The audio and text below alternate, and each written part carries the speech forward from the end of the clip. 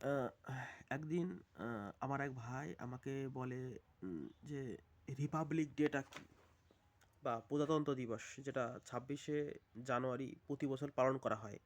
হ্যাঁ, তো Republic data হচ্ছে হচ্ছে ওই ডেটে সংবিধানটা কার্যকর করা হয়। হুম 1949 26শে নভেম্বর, হুম, এই ডেটে সংবিধানটা সম্পূর্ণরূপে তৈরি হয়। মোটামুটি 2 বছর 11 মাস 18 দিন সময় লাগে সংবিধান তৈরি করতে। আর এটাকে কার্যকর করা হয় তার ঠিক